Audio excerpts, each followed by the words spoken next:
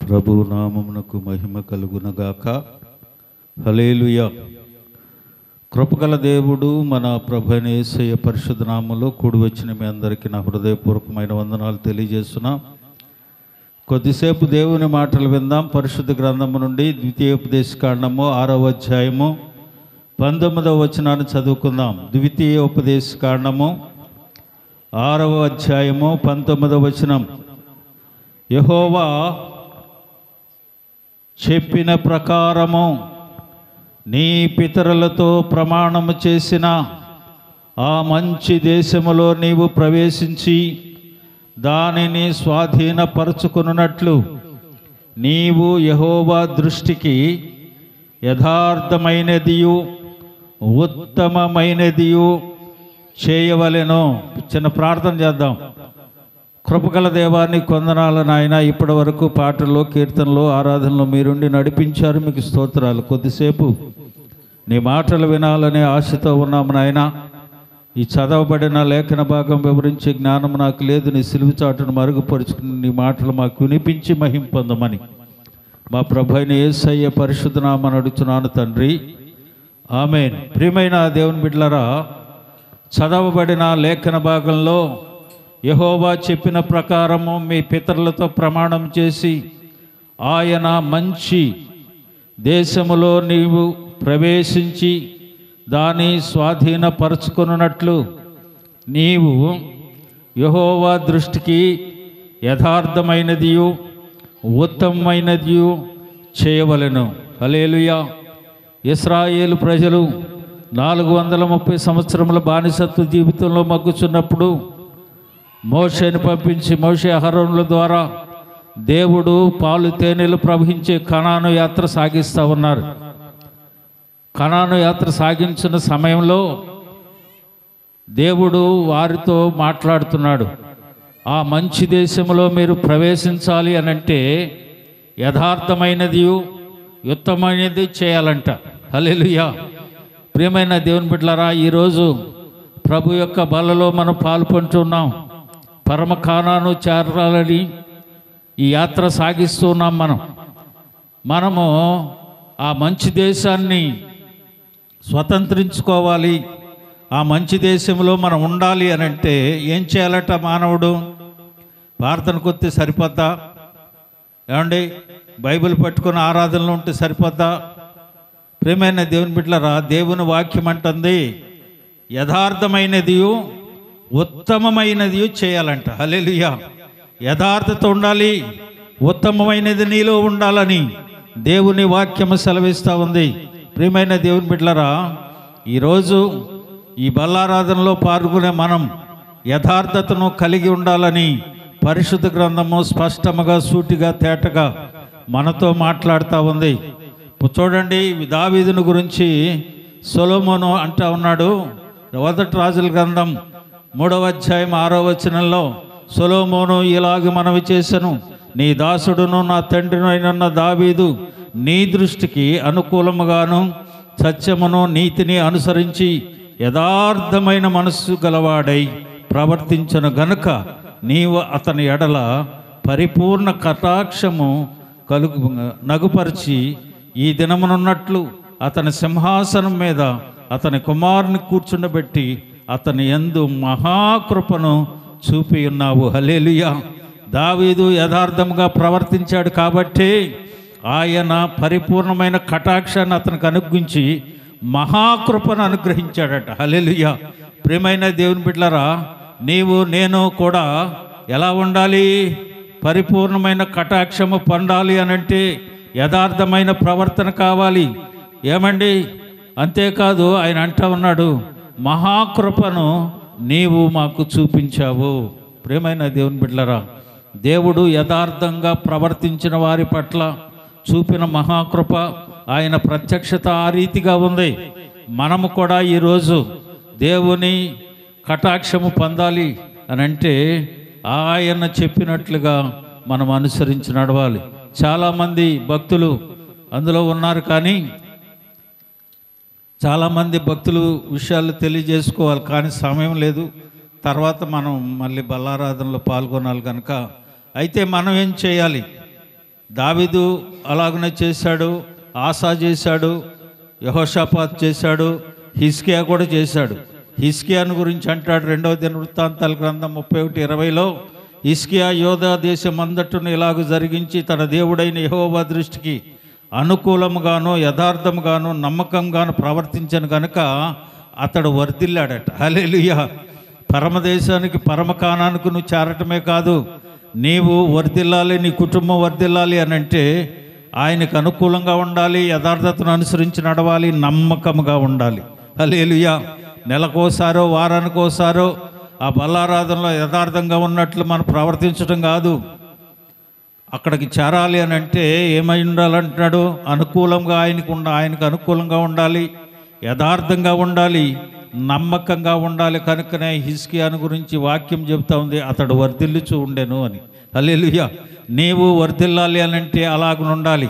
అయితే కొన్ని విషయాలు తెలియజేస్తాను మీకు, తెలియజేసి దేవుని వాక్యం ముగించుకుందాం. ఒక 10 విషయాలు మీకు చెప్తాను. ఏమంటాడు? ఏబు గ్రంథం 4వ అధ్యాయం 6వ వచనంలో, యథార్థ ప్రవర్తన నీ నిరీక్షణకు ఆధారము కాదా అని అంటాడు. యథార్థ ప్రవర్తన దేనికి ఆధారమట? నిరీక్షణకి. అంటే నిరీక్షణ అంటే క్రైస్తవుని యొక్క నిరీక్షణ దేనికోసం? ప్రభు రాకడ కోసం కదా. మన యథార్థ ప్రవర్తన నిరీక్షణకు ఆధారమట. ప్రభు వస్తాడు, నన్ను కొనిపోతాడు, ప్రభువుతో నేనుంటాను అనే నిరీక్షణ మనలో ఉంటుందట. యథార్థ ప్రవర్తన కానీ నీలో ఉంటే ఆ నిరీక్షణ నువ్వు కలిగి ఉంటావు. ఆ యథార్థ ప్రవర్తన నీలో లేకపోతే ఆ నిరీక్షణ అనేది నీకు ఉండదు. దేవుని వాక్యం అంటా ఉంది, యథార్థ ప్రవర్తన కలిగిన వాడు నిరీక్షణకు ఆధారము యథార్థతే అని. ఈ రోజున నీ యథార్థత నీ నిరీక్షణకు ఆధారము కావాలని దేవుని వాక్యం సెలవిస్తూ ఉంది. రెండోదిగా ఏబు గ్రంథం 33:3లో చెప్తాడు కదా, నా మాటలు నా హృదయ యథార్థతను తెలుపుచున్నవి, నా పెదవులు జ్ఞానమును యథార్థముగా పలుకుచున్నవి అని. నీ మాటలే నీ యథార్థతను తెలియజేస్తున్నాయని భక్తుడు అంటా ఉన్నాడు. ఏ మాటలు నువ్వు మాట్లాడుతూ ఉన్నావు? పైకి భక్తి గలవాడిబడి ఉండి దాని శక్తిని ఆశ్రయించలేని వారుగా నీవు ఉంటే నీవు మాట్లాడే మాట నీకు యథార్థంగా ఉండొచ్చు, కానీ దేవుని సన్నిధిలో ఎలాగుందో నువ్వు చూసుకోవాలి. నా మాట నా హృదయ యథార్థతను తెలుపుతుందట. నువ్వు మాట్లాడే మాట నీ హృదయ యథార్థతను తెలుపుతుందని దేవుని వాక్యం సెలవిస్తూ ఉంది. జ్ఞానమును యథార్థముగా పలుకును అని అంటా ఉన్నాడు. నా పెదవులు జ్ఞానమును యథార్థతను పలుకును. నువ్వు మాట్లాడే మాట నీ యథార్థతను తెలియజేస్తుందని దేవుని వాక్యం సెలవిస్తూ ఉంది. ఏ యథార్థతలో నువ్వు ఉంటా ఉన్నావు? పైకి భక్తి గలవాడివాడి ఉండి నిష్టానుసారమైన మాటలు మాట్లాడుకుంటూ దేవుని సన్నిధికి వచ్చి నేను యథార్థంగా ఉంటున్నాను అని అంటే కుదరదు. ఆ పరమకానాన్ని చేరవు, నీకు అర్హత లేదు. ఎందుచేతనంటే నువ్వు యథార్థంగా ఉండటం లేదు అని. కీర్తనాకారుడు 11వ కీర్తన 7వ వచనంలో, యెహోవా నీతిమంతుడు, ఆయన నీతిని ప్రేమించువాడు, యథార్థవంతులు ఆయన ముఖ దర్శనము చేసెదరు. హల్లెలూయా. ఎవరు చేస్తారంట ఆయన ముఖ దర్శనం? యథార్థవంతులే. యథార్థత నీలో లేకపోతే నిరీక్షణకు ఆధారం లేదు. నీ మాట యథార్థతగా లేకపోతే నీవు ఆయన్ని చేరలేవు, ఆయనను చూడలేవు, ఆయన ముఖ దర్శనము నువ్వు చేయలేవని దేవుని వాక్యం సెలవిస్తూ ఉంది. ఎన్నిసార్లు బల్ల తీసుకున్నా, వారం తీసుకున్నా, రోజు తీసుకున్నా, నెల తీసుకున్నా, సంవత్సరానికి ఒకసారి తీసుకున్నా, ప్రభు బల్లలో నువ్వు పాలు పొందినా యథార్థత లేకపోతే ఆయన ముఖ దర్శనం నువ్వు చేయలేవని దేవుని వాక్యము సూటిగా మనతో మాట్లాడుతూ ఉంది. హల్లెలూయా. కనుక ప్రియమైన దేవుని బిడ్డలారా, నీతిమంతుడు ఆయన నీతిని ప్రేమించువాడు, యథార్థవంతులు ఆయన ముఖ దర్శనము చేస్తారట. యథార్థత లేకపోతే ఆయన ముఖ దర్శనము చేయలేవు. 33:1లో కీర్తన గ్రంథం 33:1లో దేవుని వాక్యం అంటుంది, నీతిమంతులారా యెహోవాను బట్టి ఆనందగానము చేయుడి, స్తుతి చేయుట యథార్థవంతులకు శోభస్కరము. హల్లెలూయా. స్తుతి చేయుట, ఎప్పుడు ఆయన స్తుతి నీ నోట ఉండాలి. హల్లెలూయా. ఏ పని మీద బయటకు వెళ్ళినా, ఎక్కడి నుంచి నువ్వు వచ్చినా, ఎక్కడికి నువ్వు వెళ్ళినా దేవుని స్తుతించాలి. రాత్రి మేము స్తుతికోవటానికి వెళ్ళాం బేవడంలో. ఇద్దరం మీటింగ్లో ఉన్నాం, ప్రార్థన అయిపోయింది, ఆయన ఇటు వెళ్ళాడు, నేను ఇటు వచ్చాను. ఒక అరగంటలో ఫోన్ యాక్సిడెంట్ అయ్యి రోడ్డు మీద పడిపోయాడు. స్తుతి చేయుట యథార్థవంతులకు శోభస్కరము. హల్లెలూయా. దేవుని ప్రతి విషయంలో నీ స్తుతి ఉండాలి. ప్రతి విషయంలో ఆయన మాట, ఆయన స్తుతి నీ నోట ఎప్పుడూ ఉండాలి. ప్రియమైన దేవుని బిడ్డలారా, ఎప్పుడు ఏం జరుగుతుందో ఎవరికి తెలీదు, ఎప్పుడు ఏ పరిస్థితితో తెలీదు. ఈ జీవంనిచ్చిన దేవునికి ప్రతి క్షణం నీవు ఆయనను స్తుతిస్తూ ఉండాలి. ప్రభువా నీకు స్తోత్రం, ఈ ఆహారాన్ని ఇచ్చే స్తోత్రం, ఈ సమయాన్ని ఇచ్చే స్తోత్రం, ఉదయాన్నే లేపే స్తోత్రం, సాయంకాలం వరకు కాపాడే స్తోత్రం. ఈ మాసం అంతా ఈ మండు టెండల్లో ఎంతోమంది చనిపోతూ ఉన్నారు. ప్రభు మనకు క్షేమాన్ని ఇచ్చి ఆరోగ్యం ఇచ్చి ఆయన సన్నిధికి మనల్ని తీసుకొచ్చి ఆయన స్తుతించి మహింపరిచే భాగ్యాన్ని ప్రభు మనకు అనుగ్రహించినందుకు ఆయనకి స్తోత్రం చెప్పాలి. హల్లెలూయా. ప్రియమైన దేవుని బిడ్డలారా, దేవుని వాక్యం అంటా ఉంది, నీతిమంతులు యెహోవాను బట్టి ఆనందగానము చేస్తారు, యథార్థవంతులకు అది శోభస్కరం అంట. స్తుతి చేయుట యథార్థవంతులకు శోభస్కరం. నీవు స్తుతి చేస్తూ ఉంటే ఆ స్తుతే నీకు శోభస్కరంగా ఉంటుంది, యథార్థంగా స్తుతిస్తే. హల్లెలూయా. చూడండి, 112వ కీర్తన 4వ వచనంలో దేవుని వాక్యం అంటా ఉంది, యథార్థవంతులకు చీకటిలో వెలుగు పుట్టును, వారు కటాక్షమును వాత్సల్యము నీతి గలవారు. హల్లెలూయా. ఎవరంట యథార్థవంతులు? చీకటిలో వెలుగు ఉంటుందంట వారికి, వారి కటాక్షం కలుగుతుందంట, వాత్సల్యము నీతి వారు కలిగిన వారు అని దేవుని వాక్యం అంటా ఉంది. నీవు యథార్థత కలిగి ఉంటే ఇన్ని విషయాలు నీలో ఉన్నట్టు లెక్కని దేవుని వాక్యం సెలవిస్తూ ఉంది. మనం అలాగ చెయ్యం. ఈరోజే భక్తిని ప్రదర్శిస్తాం, ఈరోజే మనలో ఉన్న భక్తి ఎంతో పైకి కనపరచాలని చూస్తాం. మరుసటి రోజు నుంచి ఆ భక్తి మనలో కనిపించదు. మరలా నువ్వు ఆయన బల్లారాధనలో పాల్గొనేంత మటుకు తెల్లని వస్త్రాలు ఉండవు, తలార స్నానం ఉండదు, ఉపవాసం ఉండి ప్రార్థనలు ఉండవు, ఏమీ మనకు ఉండవు. ఈ ఒక్కరోజు మాత్రమే మనం భక్తిని ప్రదర్శిస్తాం. యథార్థతను కలిగి నీతిని కలిగి ఉంటే ఇది నీకు శోభస్కరమని, అలాగనే నీతిమంతులు వాత్సల్యత కలిగి ఉంటారని, నీతి కలిగి ఉంటారని, వారికి వెలుగు కటాక్షముగా ఉంటుందని దేవుని వాక్యం సెలవిస్తూ ఉంది. ప్రియమైన దేవుని బిడ్డలారా, 140వ కీర్తన 13వ వచనములో, నిశ్చయముగా నీతిమంతులు నీ నామమునకు కృతజ్ఞతాస్తుతులు చెల్లించెదరు, యథార్థవంతులు నీ సన్నిధిని నివసించెదరు. హల్లెలూయా. ఎవరంట ఆయన సన్నిధిలో నివసించేది? యథార్థవంతులే. నువ్వెంత భక్తి ప్రదర్శించినప్పటికీ యథార్థత లేకపోతే ఆయన సన్నిధిలో నువ్వు ఉండవు, ఆయన ముఖదర్శనం చెయ్యవు, ఆయనతో నిరీక్షణ కలిగిన ఉండవు. యథార్థత అనేది చాలా ప్రాముఖ్యమైన సంగతిగా ఈరోజు దేవుడు మనతో మాట్లాడుతున్నాడు. నీవు ఆయన సన్నిధిలో ఉండాలి అనంటే, ఆయన ప్రసన్నత, ఆయన కటాక్షముని కలగాలి అనంటే నీతిని అనుసరించి నడవాలి, యథార్థత కలిగి ఉండాలి, నమ్మకం కలిగి ఉండాలి, నిరీక్షణ కలిగి ఉండాలి.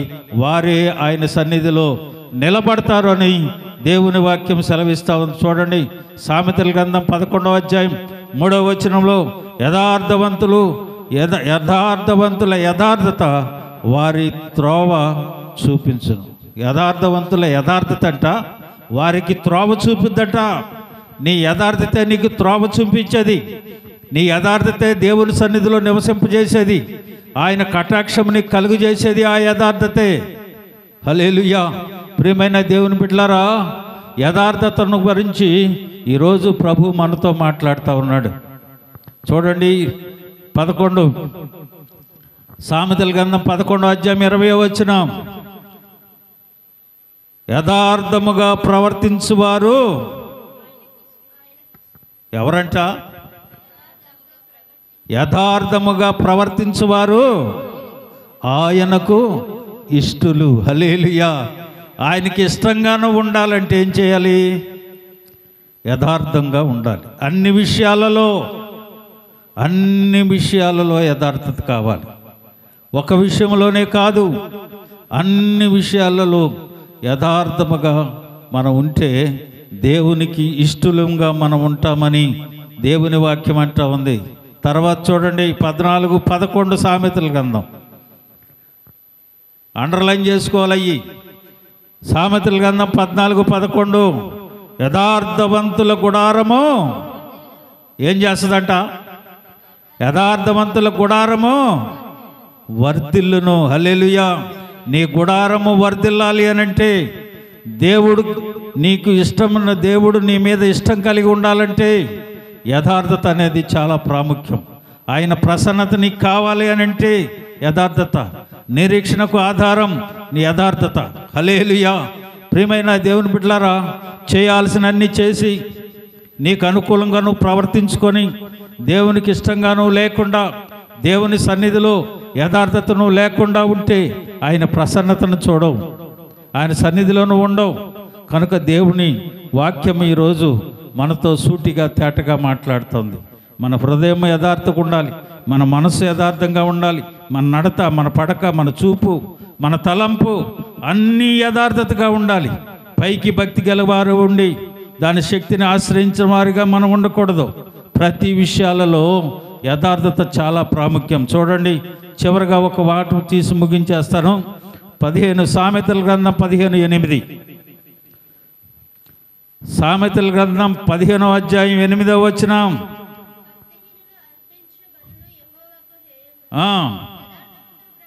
యథార్థవంతుల ప్రార్థన ఏంటండి? అందరు చెప్పాలి. యథార్థవంతుల ప్రార్థన ఆయనకు. హల్లెలూయా. అంతకంటే గొప్ప భాగ్యం ఏంటండి? యథార్థంగా నువ్వు ప్రార్థన చేస్తే ప్రభు వాక్యం అంటా ఉంది కదా, ఆయన మన యథార్థవంతుల ప్రార్థన ఆయనకు ఆనందకరమట. నువ్వు చేసే ప్రార్థన ఆయన ఆనందిస్తాడట నువ్వు యథార్థంగా ఉంటే. ప్రియమైన దేవుని బిడ్డలారా, అంతకంటే గొప్ప భాగ్యం మానవుడికి ఏం కావాలి చెప్పండి? నువ్వు యథార్థంగా ఉంటూ నువ్వు చేసే ప్రార్థన ఆయన ఆనందపడతా ఉంటాడట. అంతకంటే గొప్ప భాగ్యం ఏమైనా ఉందండి మనకి? ఏమి లేదు. ఈరోజు ఒక తీర్మానంతో మనం ఉందాం, యథార్థంగా మనం ప్రార్థన చేసుకుందాం. యథార్థంగా ఉంటే వర్ధిల్లుతాం, యథార్థంగా ఉంటే ఆయనకి ఇష్టలుగా ఉంటాం. మనం ఆ యథార్థవంతులు, యథార్థత వారిని త్రోవ చూపిస్తుంది అంటున్నాడు. యథార్థవంతులు ఆయన సన్నిధిలో ఉంటారంటున్నాడు. ప్రియమైన దేవుని బిడ్డలారా, ఎన్నో విషయాలు దేవుడు ఈ ఉదయకాల సమయం మనతో మాట్లాడుతున్నాడు. ఈ ఆశీర్వాదాలన్నీ దేనితో ముడిపడి ఉన్నాయి? యథార్థతలో. హల్లెలూయా. ఈరోజు ఒక తీర్మానంతో దేవుని సన్నిధిలో ఉన్నాం. మనం ఒక తీర్మానం చేసుకుందాం. ప్రభా, ఇక నుంచి నేను యథార్థంగా ఉంటా, అదే నా నిరీక్షణకు ఆధారం. ప్రభా, యథార్థమైన మాటలు నా నోట ఉంటాయి, నీ ముఖ దర్శనం అవే చేయించేది, అవే నాకు శోభాశిస్కరం, అవే నాకు వెలుగును పుట్టిస్తాయి. నీతి గలవారుగా చేసేది నా యథార్థతే. ఆయన సన్నిధిలో, నీ సన్నిధిలో నేను నివసించటానికి ఆ యథార్థతే కారణం. అది నాకు త్రోవను చూపిస్తుంది. అంతేకాదు, నీకు ఇష్టతను కలుగు చేసేది కూడా నా యథార్థతే. నా ప్రార్థన నీకు ఆనందంగా ఉంటుందయ్యా, అంతకంటే ఇంక గొప్ప భాగ్యం ఏముంది తండ్రి అని ప్రార్థన చేసుకుందాం. అందరూ తల్ల వంచండి.